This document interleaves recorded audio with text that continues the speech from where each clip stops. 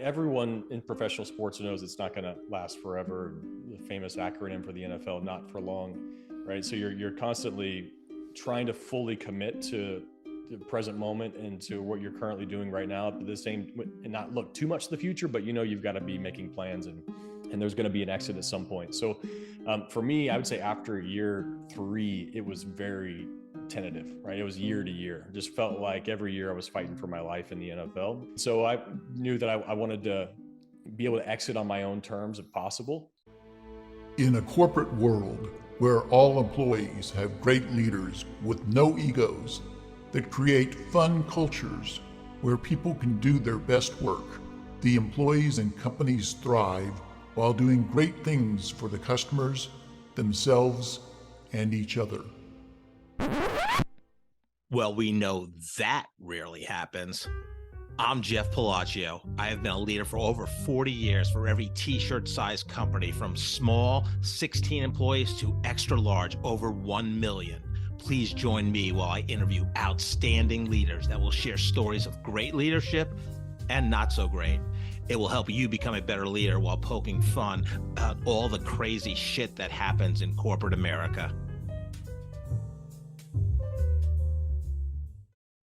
Hi, I'm Joe Deshawn, and welcome to the Corporate Couch with Jeff Palacio. Today's episode is brought to you by Exec HQ, a C-suite fractional firm providing elite executives for your business. Today, Jeff is interviewing Jon McGraw. Jon played for 10 years in the National Football League, and he completed business management and entrepreneurship programs at Harvard Business School and Wharton Business School. After the NFL, he co-founded Vision Pursue. He has worked with dozens of corporate teams and sports franchises as a sought-after keynote speaker, workshop facilitator, and performance mindset trainer. You can learn more about Jon at visionpursue.com. Let's listen as Jeff talks to Jon. Jon, welcome to the Corporate Couch today. I'm glad to be here. Thanks for having me. Oh yeah, very excited. I had to chase you down for years to get on the podcast, so I was so excited when I got your email that you booked. But I know life gets busy, but no, I'm very excited, and I'm trying to remember who introduced us. I always like to give credit to people, but I think it might have been Logan Forbes when you guys were in Mick Johnson's introducing Awesome, the OG club, the original members. So yeah, Logan and I still keep in touch, and that was a great introduction. God, that had to be pre-COVID. Yeah. So yeah, for sure. Yeah. Well, thanks for your patience. I'm glad that I could join you. Yeah, you're the first NFL alum to grace the Corporate Couch. I've had Wayne Simeon to represent the NBA, and Wayne's a great faith-based servant leader, so he was a great interview. And he did one up you, Jon. He actually did the interview on a stand-up desk. So not that you're not a stand-up person, you're a stand-up guy, but he actually did only one of 2 guests that has done that. And now that I've just read Built to Move by Kelly and Juliet Starrett, I need to get a stand-up desk because sitting is the new smoking. So here we go. That's good to know. Yeah, there you go. Well, let's start with, I got 2 fun questions. One that I usually ask every guest, but since you did play in the NFL, I want to know, can you still bench 225 pounds 13 times like you did at the NFL Combine? Not only can I not do that, but yeah, doing 10 or 20 push-ups is a challenge these days. So yeah, my shoulders are pretty much destroyed after all the football that I played. So yeah, bench press is no longer part of the regiment. Yeah, I'm with you. I'm with you. Most guests don't have facts like that you can find. Right. But Jon, even that people that know you fairly well, what one thing would surprise them about you? Ooh, that's a good question. I don't know about surprises. I think maybe because I do so much public speaking and consulting in the corporate and sports space, they assume I'm an extrovert, but I'm very much an introvert. I'd say maybe a little bit of a hybrid, but definitely lean more introverted than extroverted. So yeah, I'm quite content to stay home and be with the fam and the animals and the pets and enjoy myself, my quiet time. Yeah, love that. I love that. So where'd you grow up and what was fun for you growing up? Yeah, so I grew up small town, central Kansas, near Riley, Kansas, just outside of Manhattan. And my favorite thing to do from the earliest I can remember was just play any sport that had a ball involved in it.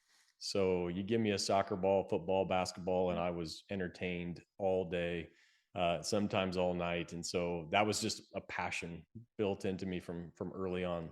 And Yeah, so yeah, played sports as often as I could. yeah. Was it a family member that was a role model, or who were your like sports heroes growing up? Yeah, so my dad was really good soccer player, and so soccer was my first love. Probably still my favorite sport today, soccer. I'd play a lot of soccer with him. Wasn't really a big fan of sports. Like we didn't watch a lot of sports. We didn't really have a favorite sports team. At least when I was really young. When I got to high school, both my parents went to K State, and so was a K State Wildcat fan. And then of course, Coach Bill Snyder was orchestrating maybe the greatest turnaround in college football history about that time. So it was hard not to get caught up in K State football and sports in general. But really just love playing. Like it was, you wouldn't ever find me watching sports. You would find me playing sports. So consequently, I knew very little about sports and the history of sports, whether it was no matter what sport I was playing. But I was normally pretty decent at playing them. Yeah, so was it a foregone conclusion that you were going to go to K-State then? I don't know about foregone conclusion. That was definitely my number one pick. But then when they didn't offer me a scholarship, I had to make the difficult decision to walk on versus going to another school, maybe a Division II or JUCO, where I could had scholarship offers. That was a really tough decision. But at the end of the day, knew that was where my heart was at. What got me most excited was being a part of that program. So chose to walk on. Yeah, interesting. So I based on some research I did, you were like the fourth string quarterback as the walk on, then you did a transition to wide receiver before finally settling in on a safety position. So talk about that and how you dealt with, changes, because obviously you're probably the first string quarterback, I would assume, at your high school, good athlete, and then you're going into the next level of competition, Division I school, even though, Bill, I don't know if he had left his or was creating his mark at K-State at the time, but K-State was one of the worst programs in Division I until Bill came along. So just talk Right. about that and your migration to become a starter. Yeah. So I was a quarterback and a corner in high school. So played both ways, but quarterback was a position that I really enjoyed playing. Was one I wanted to play at K-State. Ultimately, they said if I want to be a part of the team, then I'd have to move to wide receiver, which I'd never played before. So my first year there, played wide receiver, enjoyed it. I really liked learning that position. The switch to safety happened because of my number one goal, which was to earn a scholarship. And to earn a scholarship in Coach Snyder's program, you had to earn a backup position, so be in the 2 deep, but also be contributing on special teams. So you were on the field, you were playing, and so there was a very clear formula for earning a scholarship. So after my freshman year, redshirt year, we had a backup free safety quit, and I was pretty far down on the depth chart at receiver, and we just didn't have a lot of safeties. And so I went to Mike Stoops, our defensive coordinator at the time, and asked him if I could switch to that safety position. And I think he had seen enough of me the year before and saw that I had some athleticism and that I was developing quickly. My speed was growing very quickly my freshman year. And so he gave me a shot. And so went into my second season, which my first year really playing I don't know where I was at, maybe 3, 4, 5 down on the safety depth chart, and ended up earning the backup position, ended up earning a scholarship my second year there at K-State, which was a really big deal. That was a cool experience. Yeah, very cool. So I think when we first met, God, I'm thinking it was 2016 or 17 possibly. I know we talked about Bill Snyder and the leadership Bill had and the legendary coach. And I think one of the things that I had read about him, there was an article in, I want to say the Wall Street Journal, which would sound odd, but I just remember the article, and what I thought he did so well was get every ounce of talent and performance and that player's ability, because he wasn't attracting the same caliber talent out of high school as the Alabamas, the Ohio States, the LSU's, the Notre Dames of the world. So maybe talk about his leadership style and what you learned from Coach Snyder. Yeah, yes. So Coach Snyder had a very much of a kind of CEO structure where his primary job was to coach and manage the coaching staff, the assistants, and the assistants were our coaches basically. So there was very much a chain of command. He was also more of an offensive coach, so he spent more time on the offensive side of the ball than the defensive side of the ball, which is where I spent most of my career. But his work ethic is legendary, right? Like he just would work around the clock. His assistants would work around the clock. Players, we would not quite work around the clock, but we weren't too far behind. And we knew we had to win. We weren't going to win with just talent, right? Like we knew that going into it. We knew we had to win in a number of different ways. And what we knew going into almost every game that we played was that we were going to be more prepared and better conditioned than the team across from us. And that took a lot of effort and energy and a lot of pain and suffering and a lot of challenge and difficulty to survive in his program and to live up to that standard. Like he had a really, really high standard for effort and focus and discipline and accountability. And, it was if you weren't in class, then you were running. If you were late to a meeting, which meant you weren't 5 minutes early, you were running. Like there was just very clear consequences, right, for performance, and everyone, there was no ambiguity, right? It was very clear, very clearly communicated, and you just got in there and you started grinding, and you just knew that was what was going to happen, and you also knew that's what it was going to take if we wanted to win football games. Yeah, I remember one quote that Bill had about he was asked, why he went to Taco Bell at midnight every night because he was working that late, and his answer was, well, Taco Bell's open at midnight and my wife's kitchen is not. Right. Yep. And he had legendary assistant coaches, right? His coaching tree was phenomenal, wasn't it? The Stoops. Oh, yeah. Yeah. I mean, so. Yep. Stoops, Venables. I mean, they put Mangino when you were KU, or your son-in-law was at KU. And there was, quite a coaching tree. And he invested a lot into his assistant coaches. So I always love to ask people about their major in college.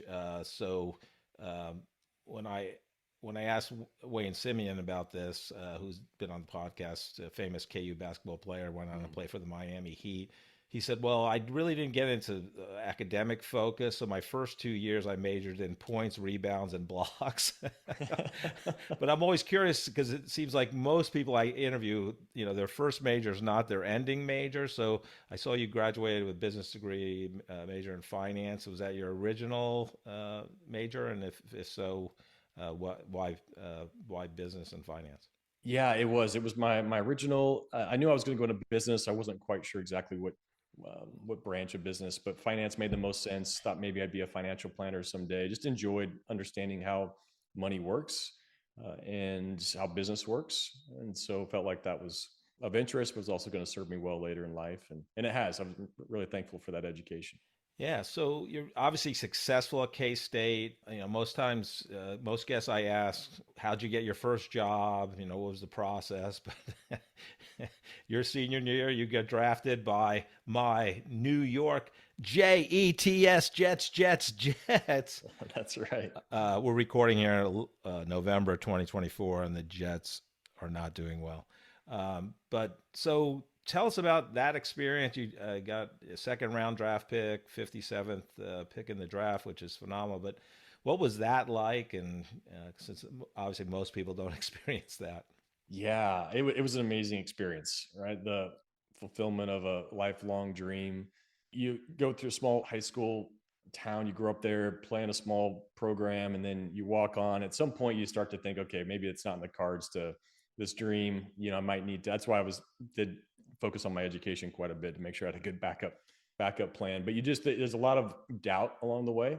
And so to get to that point and see it all come together and, get the call from the Jets and Herm Edwards at the time, the head coach, and see my name come across the ESPN and the draft. It was a really cool experience. Then go out with my family afterwards and celebrate and go out to dinner and reminisce a little bit and let them know how much I appreciated their support over the years. And it was a really special day and kind of special time.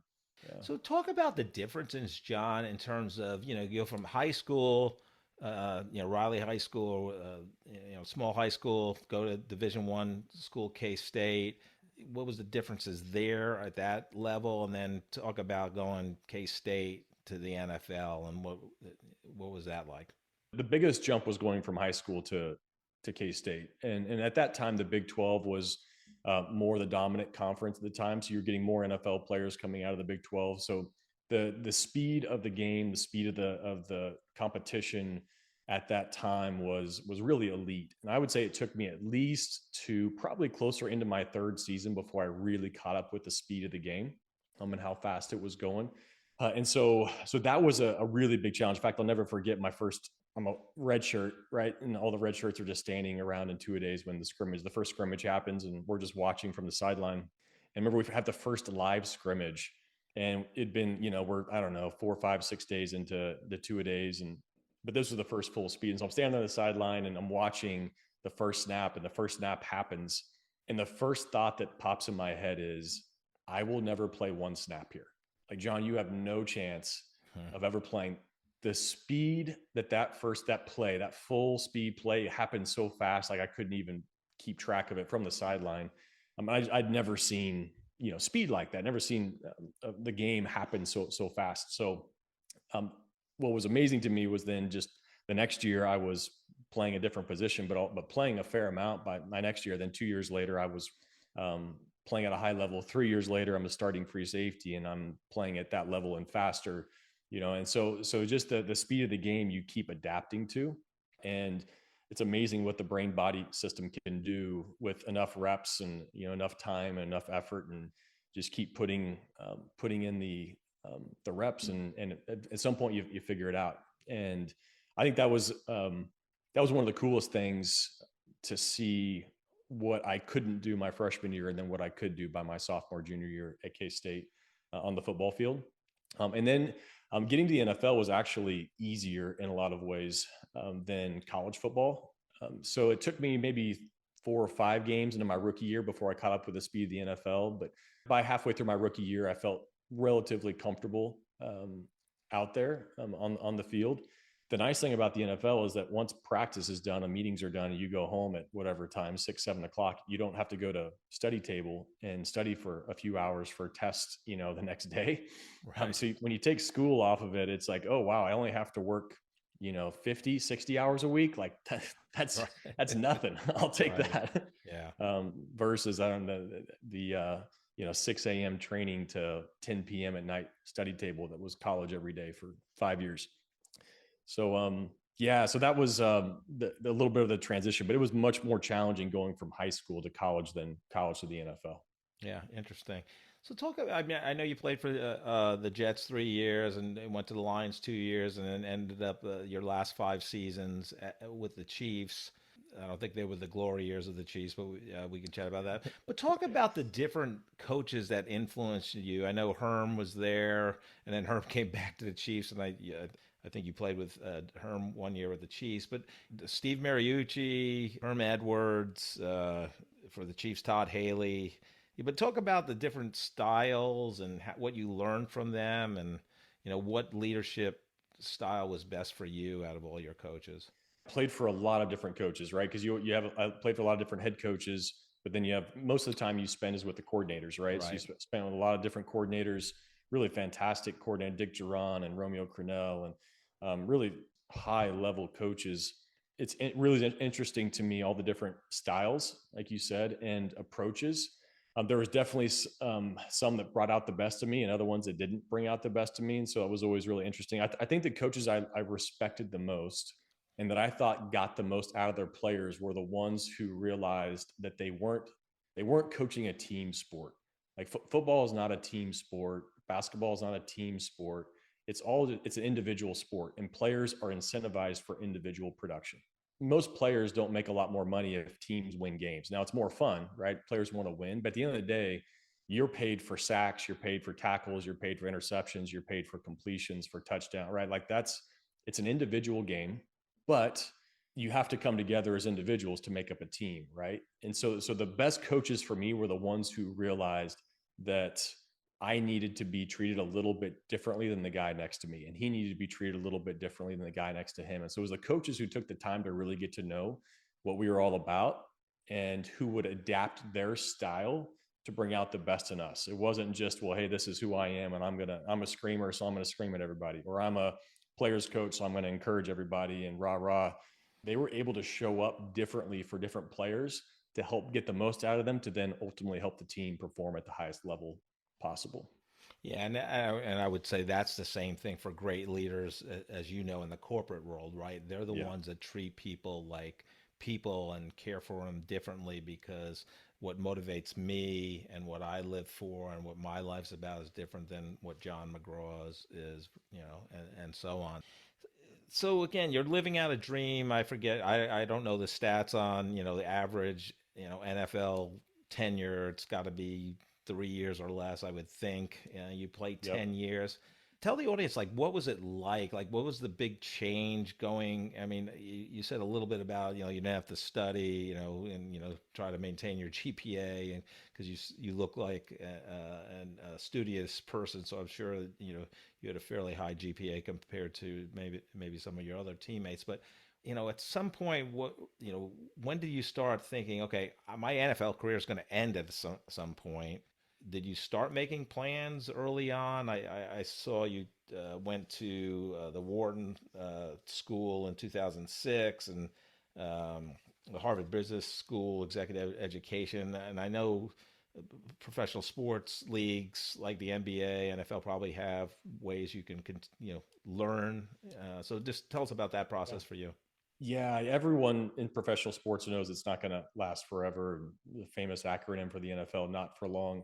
Right. So you're constantly trying to fully commit to the present moment and to what you're currently doing right now, but and not look too much to the future, but you've got to be making plans, and there's going to be an exit at some point. So for me, I would say after year 3, it was very tentative, right? It was year to year. It just felt like every year I was fighting for my life in the NFL. So I didn't have a lot of career or job stability.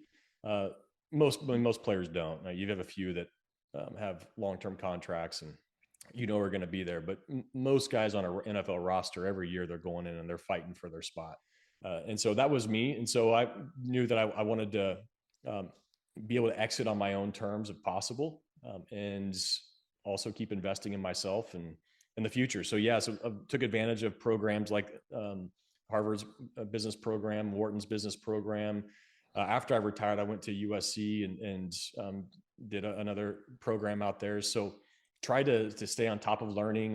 Did a couple internships in the off seasons here in Kansas City once I signed with the Chiefs, just to try and get my feet as wet as I could in a lot of different businesses and figure out what do I really enjoy, where are the opportunities at, and just try to stay on top of the pulse of business. So did that and didn't end up doing any of the stuff that I had kind of prepared myself for during my playing days, but then took a couple years off when I retired. Knew I was going to take a couple years off. That was part of the plan, and then just kept dabbling in a lot of different businesses, and ultimately decided to start Vision Pursue with my business partners.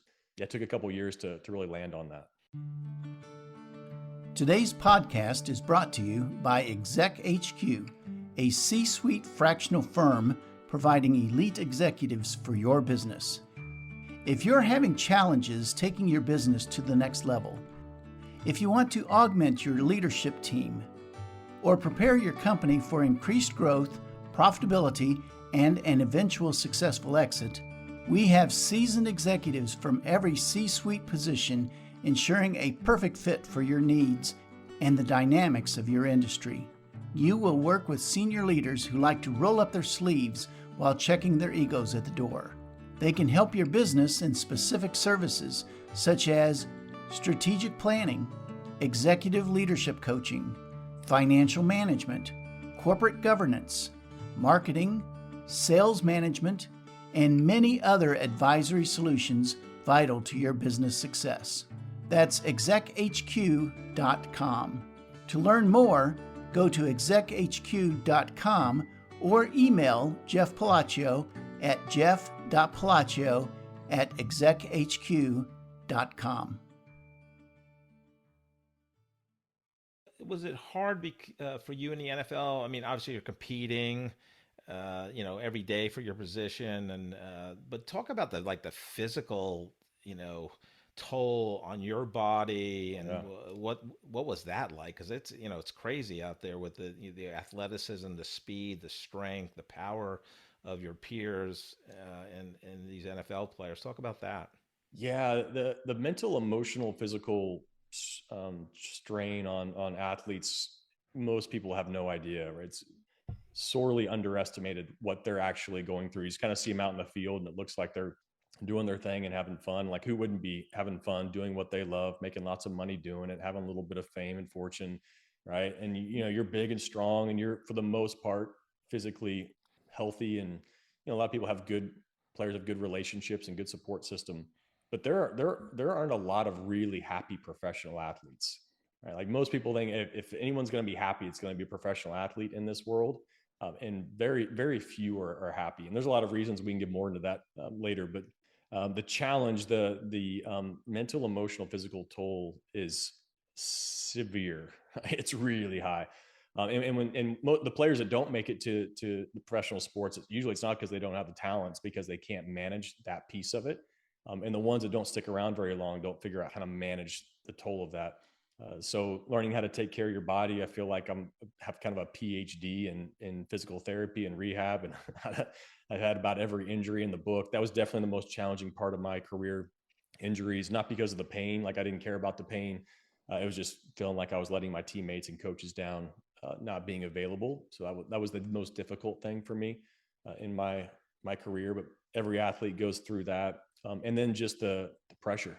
There's an enormous amount of pressure from teams and coaches, but then also from yourself and from fans. And it is not for the faint of heart. I'll tell you that. What I'm amazed at, and my football career ended one game and a quarter into my sophomore year in college, but I know it's a business. I know it's about the money. I know the NFL wants to get a game on every day of the week, Monday through Sunday. But I can't believe you play on a Sunday and then some two teams play on a Thursday. That to me is just, I think it's the craziest thing. But yeah. I don't know if you have any thoughts there, but for me, I think it's nuts. Yeah, it's always, six in one hand, half a dozen the other. So yeah, you got a short week and your body's not anywhere near recovered for that Thursday game, but then you get 12 days off. You almost like get an extra bye weekend, which is really nice to have that. So, I think every player is probably a little bit different on if they would like it or not. But yeah, there are very few healthy football players. When you watch a football game, it looks like they're all running full speed and feeling good. Trust me, they're not feeling good. They're not healthy. Yeah. They're all nursing some, usually probably pretty significant injury, and just trying to get through the season. Yeah, I can't believe Brady is still out there at 45. Aaron Rodgers for the Jets is 40. I mean, that's, to me, is crazy. Yeah. So you end your NFL career, you make that decision, and so you're doing something for, I don't know, 18 plus years, right? Through your youth, high school, 4 years, 5 years at K-State, 10 years in the NFL. You basically have your life planned for your day. During the season, you had every minute is almost planned, especially when you went to K-State. Yeah. So was that why you took the 2 years off? One, probably physical recovery or mental. Talk about that process for you. Yeah, I had the blinders on for so long, just focused on the next day and the next day and the next day and the next season, that I knew I needed to take some time to reflect and kind of look around and take stock of where life is and what's going on. For me, for a lot of players, leaving the game is really tough because you're losing your identity, and you're losing your community, and you're losing the paycheck. And there's a lot of reasons why it's a tough transition. It was a really easy transition for me. I was just so ready to be done. And it was the biggest relief. most people, when they see pro athletes win a game and celebrate, most of what they're seeing is not happiness or excitement or what you would normally think most people would feel after winning a game. Usually what they're feeling is relief, right? That's the best feeling you get in the NFL, unless you win the championship, right? Get all the way to the Super Bowl or whatever sport you're playing. But relief is what the positive emotion that you feel when you played well, you won the game, you didn't let your team down, you've got a job for another week or another season or however long you're going to be there. So for me, leaving the game was just a big relief. Like I was just ready to be done. Walk us through your 2-year journey into Vision Pursue. Took those couple years off, was reading a bunch of different books and texts. Was really curious about traumatic brain injury, retired because of concussions. And I tell part of my story was that if the Chiefs would have called 3 weeks earlier, I would have signed another contract and kept going in 2012. But in that 3-week span, Junior Seau committed suicide. Some of the research was coming out on traumatic brain injury and CTE. And I'd had a bunch of concussions, quite a few documented, but a bunch that I knew I was messed up, but I could still kind of function and kind of keep moving forward, not, let the team know about it. And so I knew that I had pushed it as far as I could push it. So when the Chiefs called, I was having a lot of doubt, and I'd gotten some advice early in my career, was that at the point that doubt creeps in, at the point that you lose your stinger and you question it, then you need to walk away, because you can't go out into that field and have any doubt in your mind. It's too dangerous. And so and it just showed up very quickly. And then I went from working out, ready to sign a contract, to I think I might be done. And so, so retired. And then, like I said, took some time off, dabbled in some different things, randomly met my now business partners. And we just began collaborating on a mindset program for the hedge fund that my business partner was at the time. He was a chief operating officer there in Chicago, and began kind of advising. And then one thing led to the next. Kind of over the course of about a year, we developed a friendship, and then developed a vision for helping people in both the corporate world and sports world when it comes to mindset. And we both saw in our own, his corporate career, my sports career, that there were some real gaps in our mental game, right? There was some important mental skills that we hadn't been taught. And had we been taught those skills early in our career, they would have been complete game changers. And so we saw a need, and we began developing a program around it. And that was about 9 years ago. And now today we've got a really successful consulting business, and get to work with amazing people, amazing teams, and teach them some really important mental skills that help them perform at really high levels. So when you look back, were you interested in mindset? I mean, we've met a couple times. Obviously I didn't know you in college. One, that you're younger than I am, but you seem like you're very studious, and you want to research things, right? So was there a person, a book that got you into this mindset? I've been a Ryan Holiday fan for a long time now. I read the Daily Stoic every day, and ego is the enemy, and stillness is the key, and the obstacle is the way. So, it gets you in that mindset of, kind of calming the mind and things like that. But talk about your journey from whenever you started to Vision Pursue and what you're doing now. Yeah, that's a great question. Let me think if I can summarize this, because there was a lot that happened. One, I'm a big fan of Stoicism, and I think Ryan Holiday does a really great job of teaching those principles. I've always been a little bit of a philosopher at heart. Like, I've always really enjoyed spirituality and religion, and different ways of thinking, different perspectives, different ways of seeing the world. Like, that's always fascinated me. And so I enjoy studying other points of view. And I really enjoy swimming upstream and trying to identify, okay, what's the real source of this? What's the real source of the human predicament and the human experience and conflict and politics and business, and kind of what's the psychology behind it? Like, how did we end up here? So I do enjoy the history when it's relevant to all of that. But then at the end of the day, I love diving deep into the human psyche, and understanding what's really driving human behavior.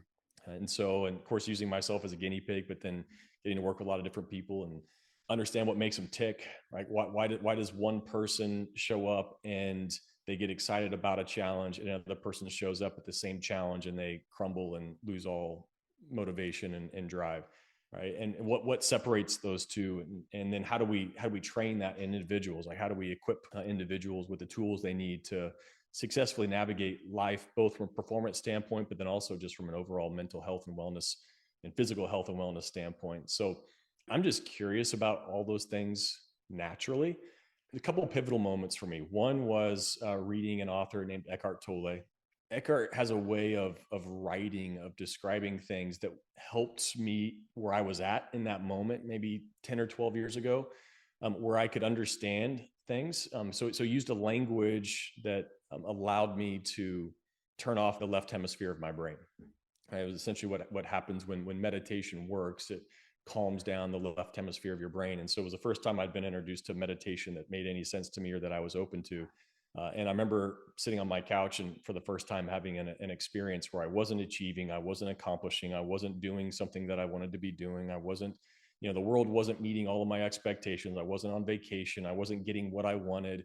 And I'm sitting on the couch and I have the most euphoric, amazing experience simply learning how to turn off my automatic brain. And I remember thinking, like, how in the world, like, is that no one ever taught me this? Like, how did I go 32 years, however old I was, before, someone taught me, right, about what's happening here, and then how I can use this brain more effectively and efficiently, and kind of how I'd been used by my brain for most of my life. And I really wasn't calling the shots. My brain was really calling the shots. And so that was a really pivotal moment. And then probably the next really important piece of the puzzle for me was Dr. Ian McGilchrist, who's a psychiatrist and neuroscientist who very eloquently captures the importance of dual hemisphere theory. And about 30 years ago, the dual hemisphere theory was debunked, or it was kind of thrown out, where we used to think, hey, left hemisphere does this, right hemisphere does this, and they kind of have their own jobs. And then we realized that no, actually, both hemispheres of the brain light up when we just about everything that we do, right? Like, they're both involved in everything. So we kind of threw out this whole theory around two hemispheres, and unfortunately, we threw the baby out with the bathwater. And there are some really important distinctions, and they're not even the same shape, the left and right hemisphere. There's some really important distinctions in how the left and right hemisphere construct meaning, and how they relate to time, how they construct concepts of self, and how they're really designed. We're kind of designed to have these two different advisors giving us feedback and input from the external world and also from our internal world. But we were only taught how to exercise and pay attention to one of those advisors. And so what ends up happening is, and this is really common for most high performers, high achievers, especially those that are very educated, is that they develop an overly dominant left hemisphere or analytical part of their brain. And so once I began to see that and understand that, and we'd already developed a training program designed to solve just this, but Dr. McGilchrist was the first to really put the science behind it, what's going on. And you also had Dr. Jill Bolte-Taylor. She has a couple of fantastic books, My Stroke of Insight, and then also Whole Brain Living, that also captures the importance of this left and right hemisphere. So those were some pivotal moments for me where I went from, okay, there's a whole nother world of mindset that I was completely unaware of learning how to really access my right hemisphere and operate from both sides of my brain. But then there's also systematic ways that you can develop this in people. And that's really what our program is designed to do, is create more of that whole brain living, get both hemispheres activated, learn when one's overcompensating, because you can use either one too much and can get you a little out of whack. So I just love the world, what we're learning about the brain, and then how our psychology and how our physiology and our neurology are all very intimately connected. Yeah, no, I'm so intrigued with the topic also, and since we've mentioned Ryan Holiday, one of the quotes I always took from him was, we're human beings, not human doings, right? Mm-hmm. So we should just be and embrace that. And and it's just so hard. We have like 60,000 to 80,000 thoughts a day. People don't turn off their phones. They're getting pinged on, email, text, Yeah. all the fun stuff today. And I just, you got to shut it off. You can't, it's just like you, when you were an athlete, you can't work out 16 hours a day. It's just Right. not possible. You need times of rest and recovery, and then exertion, rest, recovery. So you have to do that. And this, you can't do stuff every minute of every day. And it's just interesting to watch the society where we're at. With Slack channels and, like I said, texting and the dopamine hits on social media, and yeah, it's a very interesting. So I love what you're doing, and I know you help both corporations and their teams, and as well as sports team. But what can people do to get a hold of you, and anything else you want to say? Because I know you and your partners do keynote addresses. So just tell the audience how you can help them. Yeah. Thanks for the opportunity. So the best place to find us is at our website. So visionpursue.com. There you can see all the offerings that we have, and you can contact us through the website. But yeah, we do a lot of keynotes and workshops. Our full program, we have two 10-week programs. So our 1.0 program is 10 weeks. Those are 10 1-hour sessions. Then we have a mobile app that delivers daily practices. And so 4, 5, 6 days a week, our clients are engaging on the mobile app, and then an hour a week of live training. So we have two 10-week programs, our 1.0 and 2.0 program, teaching a variety of performance psychology tools, health psychology tools. And then the other thing that is really valuable, we find really valuable for our clients, is that family members are invited to participate, also close friends. So they're not a part of the live sessions. Those are closed to just our corporate clients and sports teams, but they can share the recordings with their family members. We have a student program on our mobile app, student athlete program. And so it's interesting how a lot of times teams, cohorts that go through our program, and we'll do anywhere from a 10-person leadership team to 300 producers, at an insurance company. So it's very, very scalable, but routinely someone will be less excited about going through the program for themselves, but they'll be really excited about learning tools and techniques that could help their kids, right? Or could maybe help their spouse, or could help their friend who's struggling with depression. And so some of our favorite testimonials from success stories from our program are from, friends and family of participants that have gone through the program. That's great. I love that, because that's part of your community, right? That you're with, and your family members and close friends. So that's great. They can go through the process together. Yeah. John, there's two groups of people I love to help with great leaders advice like yours. One is that recent college graduate, and although you didn't take the traditional professional career path journey, it's great universities like Kansas State and others, get you the degree, but they're not really helping kind of navigate that first job search as well as starting your career. What advice would you have for those recent college graduates? Yeah, that's a great question. We do some work with the College of Leadership Studies at Kansas State, and so get to work with graduating seniors routinely. The first thing I would say is to get as much kind of real world experience, so internship kind of stuff as you can. Just the education piece is just not going to have, just the education by itself. It's not going to have you ready to add any real value in the marketplace. So you've got to get out there and start doing some reps, right? And making phone calls, or putting PowerPoint presentations together, or kind of whatever it is that might be of value in the marketplace at some point. So I would encourage you to get out there and do that, and look for those opportunities. The other thing I would see routinely is a lot of, especially graduating seniors, there's a lot of anxiety around and the uncertainty. And so understanding how to work with anxiety, it's one of the areas in our educational system. We have a lot of problems with our educational system, but one of the big ones that we don't teach is emotional intelligence, and how to work with emotions and why emotions are there. And so we just teach people how to escape from emotions and how to bury and suppress them. Right. And so understanding that anxiety is an amazing thing. Right? It's really, really good. Now, chronic anxiety over a long period of time is not healthy, but some anxiety is there to help you, right? Saying, hey, this is important, this matters. And so we just want to respond to it. So understanding why that's happening, I think is important and normalizing it. Hey, this is a normal part of the deal. But then also looking back at your senior year in high school, this is one of my favorite tips of advice for seniors in college is think back to your senior year in high school and think about some of the anxiety and the uncertainty you had about where you're going to go to college and what major you're going to pick, all those kind of things. Like if you could go back and give your senior self in high school some advice, what advice would you give them? And normally the advice is, hey, it's all going to be okay. It's all going to work out, right? And we don't have to get quite as worked up as we do, even though a little bit helps, but sometimes we overdo it.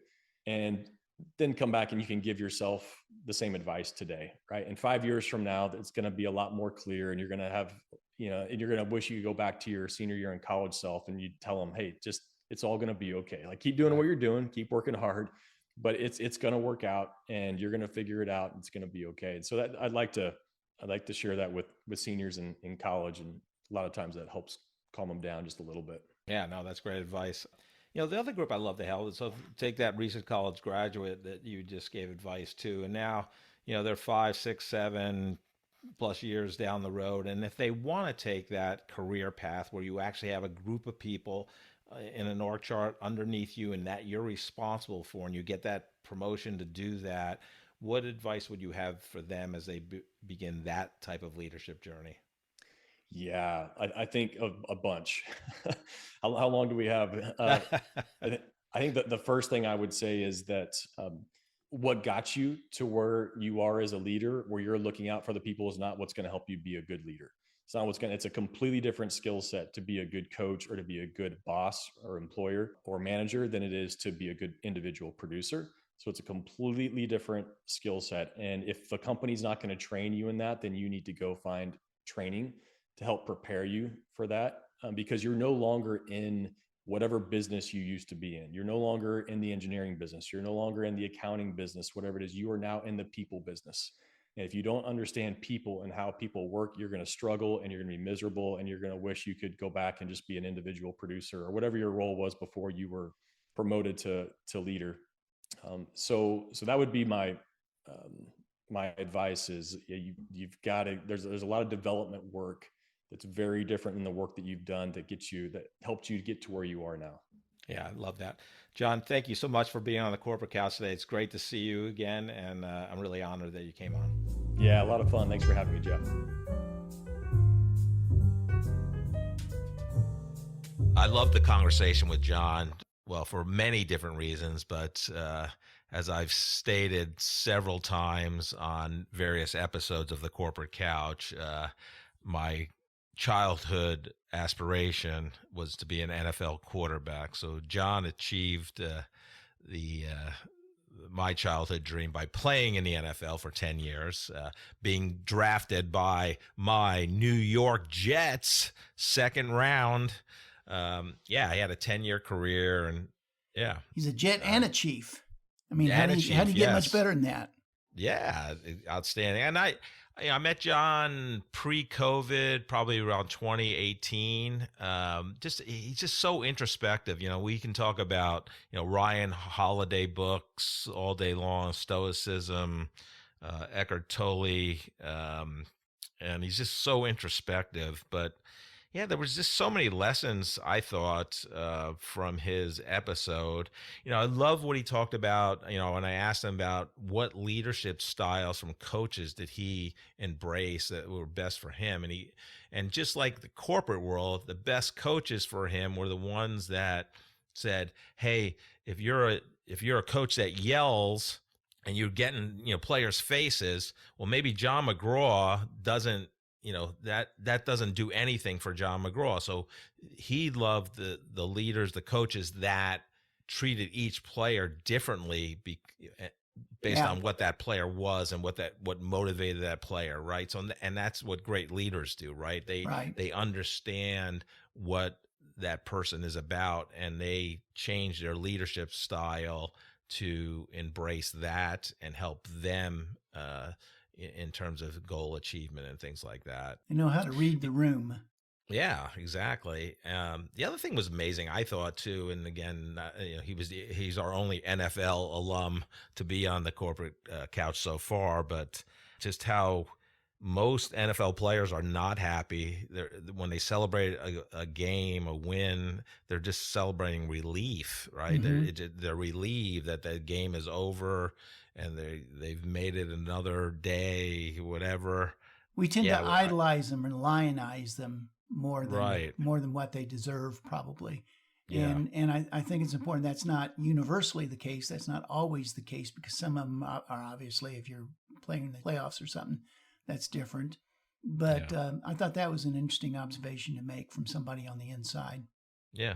As well as NFL's not a team sport. It's all about individual goals, stats. Yeah. That was amazing to me. They're compensated on their individual stats. How many tackles did you make? How many passes did you catch? Right. And not the winning percentage of the team, or whether or not they win. He goes, winnings makes it more fun, but you're not going to get paid more, basically. And that's an interesting perspective. Now, you would hope that there's a little bit of cause and effect. That is, the more tackles you make, probably the better chance we have of winning the game. But that's kind of an afterthought. Yeah. And, you can tell Jon's introspective, and he said that basically year 3, he had a 10-year career in the NFL. He knew it was going to end. Well, they all know it's going to end, their NFL's career. They have to do something else. But he started knowing in year 3, right, that, and the NFL stands for, not for long, right? And so he started making plans, going to, various education opportunities the NFL offers the players. He went to Harvard for a course, and maybe Wharton. I can't remember the other Ivy League school. So he was one of the smart ones. So, and then he played 10 years, and then he was actually awarded a contract, or offered a contract, for the 11th year. He said if it was offered 3 weeks earlier, he probably would have took it. Yeah. But he wanted to move on while he was healthy, I believe. I mean, and he wanted to on his own terms. He Yeah. didn't want to, do the case where you lay down on the field being tackled and carried off on a stretcher, and that's the end of your career. And I love what he's doing now with Vision Pursue, helping people with mindset. And what's really amazing about what they offer too is it's not only the employees of the company he's helping, but they allow the tools to go out to the families and the support systems they have, so they can, be better parents or, spouses or whatever, and work with their kind of family support group. So I love that. Yeah, good stuff. Yeah. Joe, what did you take out of the episode? Yeah, it was a great interview. It was interesting to see the inside of the NFL in ways that I'd never suspected were true, or never thought about it before.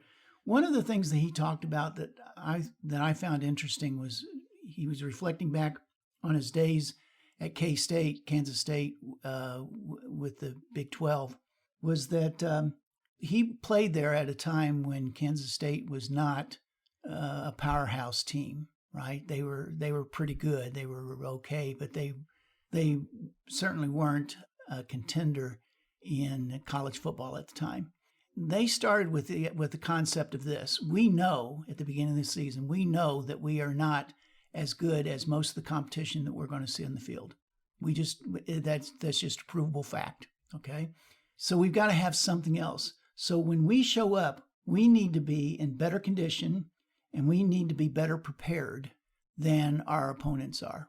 And I think that is an interesting story that can be used in business, because there'll be a lot of times that you'll be looking at the marketplace, and you'll look at your product, and you'll look at your competitor's product, and for whatever reason, you'll know our product is not the best one on the market.